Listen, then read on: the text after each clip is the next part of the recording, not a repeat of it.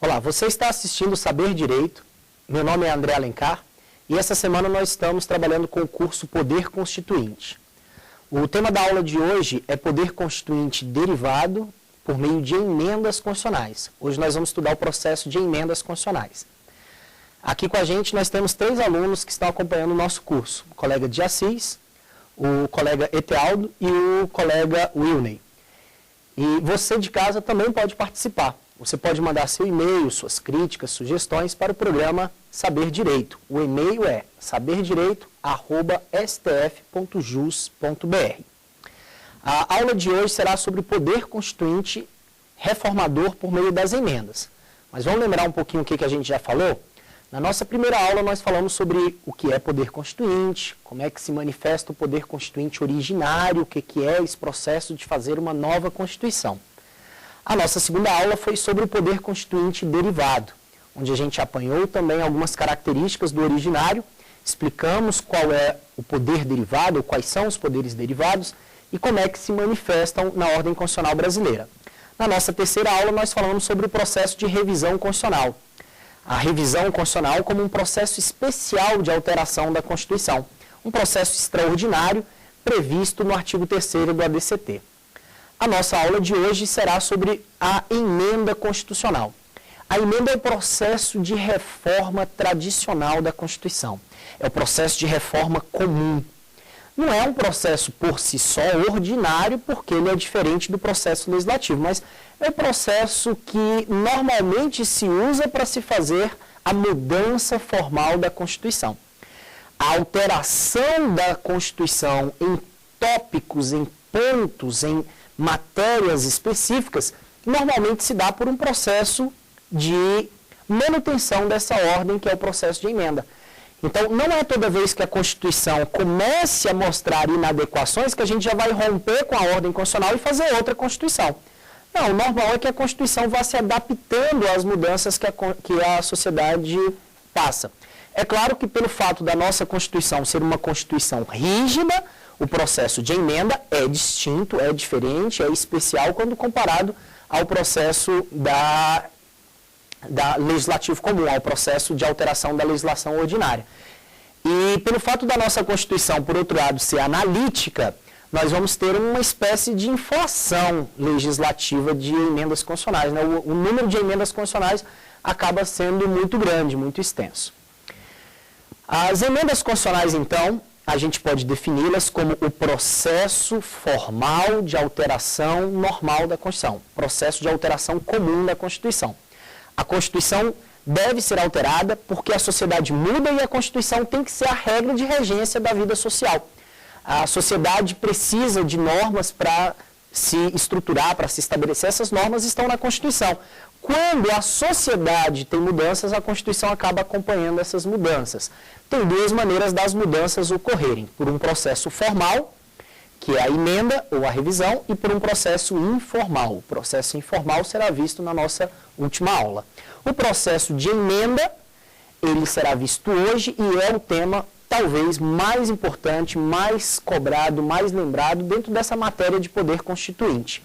O poder constituinte se manifesta por meio das emendas, tendo sua base jurídica no artigo 60.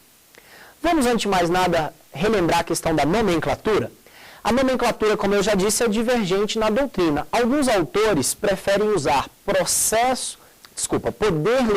poder constituinte reformador para fazer remissão à emenda e poder constituinte derivado revisor para fazer remissão à revisão. A gente adota outra corrente. A nossa forma de ver o tema é dividir o poder derivado reformador em 2 possibilidades, emenda e revisão. No fundo, lembrando que estamos falando de um processo de reforma, um processo de alteração do texto constitucional. A alteração do texto constitucional exige um procedimento diferente da legislação comum, porque adotamos uma Constituição rígida. Lembrando que quando a Constituição é rígida, ela tem supremacia, ela tem superioridade jurídica. As demais normas deverão se adequar ao seu conteúdo. Se a Constituição é rígida, a gente consegue diferenciar o poder constituinte dos poderes constituídos. A gente consegue diferenciar as normas constitucionais das normas ordinárias. Se a Constituição é rígida, então as emendas podem passar por um processo de controle de constitucionalidade.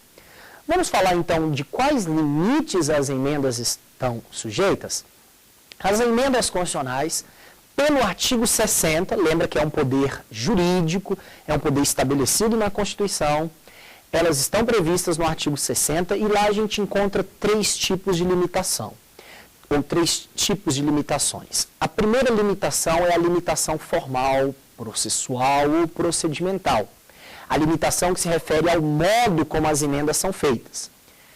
A segunda limitação é a limitação circunstancial, que diz respeito aos períodos de crise, de instabilidade, que a Constituição não deve ser alterada. O terceiro tipo de limitação é a limitação material, a limitação de conteúdo, substância, essência, matérias que não podem ser retiradas do texto constitucional. E dentre estas matérias, claro, a gente as reconhece com o nome de cláusulas pétreas. Nós vamos começar com as limitações formais. A primeira limitação que a gente percebe na leitura do artigo 60 diz respeito à iniciativa. Lembrando que, no fundo, estamos estudando uma espécie de processo legislativo, um processo legislativo especial, um processo legislativo constitucional, mas um processo legislativo. Então, um processo é um conjunto de atos encadeados, atos que estão em sequência, numa sequência lógica, com um fim. Qual é o fim nesse caso? Elaborar uma norma. Qual é o primeiro ato?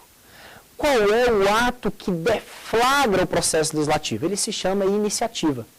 A iniciativa é o primeiro ato dentro de um processo legislativo. A iniciativa consiste num pedido de produção de uma nova norma. A iniciativa é o primeiro ato, o ato deflagrador. E tem como característica ser o início, o primeiro passo, a primeira atitude para se concretizar a criação de uma norma. No caso das emendas constitucionais, as iniciativas, elas ficam diferentes das iniciativas das leis. Quais são as principais diferenças? Comparando o artigo 60, que traz a iniciativa das emendas, com o artigo 61, que traz a iniciativa das leis, a gente percebe uma restrição no que se refere à iniciativa para emenda. A emenda tem uma iniciativa mais restrita, menor, do que a iniciativa que está prevista para as leis. Para a gente poder fazer uma comparação simples, saiba que a iniciativa das leis pode ser feita por um deputado, um senador, uma comissão, o presidente, o PGR, pode ser feita pelo STF, os tribunais superiores, os cidadãos. Essa é a iniciativa para as leis. Vejam que a iniciativa é extensa. A iniciativa das emendas constitucionais, ela deve vir por 1/3 ou mais de deputados ou de senadores, ou pelo presidente da República, ou por mais da metade das assembleias legislativas, manifestando-se cada uma pela maioria de seus membros. Nós vamos analisar essas 3 hipóteses. Lembrando que a iniciativa é uma limitação formal, ou seja, diz respeito ao processo legislativo. Mais aprofundadamente, podemos dizer que a iniciativa é uma limitação formal de ordem subjetiva. E o vício na iniciativa compromete todo o processo. Portanto, alguém que não é legitimado, caso apresentasse uma emenda, uma proposta de emenda, a gente vai chamá-la de PEC, proposta de emenda constitucional, se alguém que não é legitimado apresente uma PEC, essa PEC, caso seja aprovada, será considerada inconstitucional. Não se admite que alguém que não tem a iniciativa venha poder participar do processo. Por isso é tão importante nós memorizarmos quais são os legitimados a apresentar uma iniciativa de emenda constitucional. Vamos a eles? Primeiro, 1/3 ou mais de deputados ou de senadores. Pessoal, preste bastante atenção no ou. 1/3 ou mais de deputados ou um terço ou mais de senadores. Então, a gente pode dizer que aqui nós temos 2 legitimados. Pode ser a iniciativa vinda de um terço de deputados ou pode ser de um terço da Câmara. Particularmente, eu acho até que deveria ter sido o inciso 1 do artigo 60 dividido, o inciso 1 e 2, para não ter confusão. O número de um terço, o número equivalente a um terço é, na Câmara, coincidentemente, o número é 171. Por que coincidentemente, professor? Na verdade, é um trocadilho. 171 é o artigo do Código Penal que fala do estelionato, né? Da lorota, da mentira. Então, a gente brinca para lembrar que 171 de deputados pode pedir a aprovação de uma emenda constitucional. Mas veja que tem que ser um terço, não pode ser um deputado, não pode ser uma comissão qualquer, tem que ser um terço de deputados. São muitas as assinaturas necessárias, 171 assinaturas no mínimo para formar uma PEC, para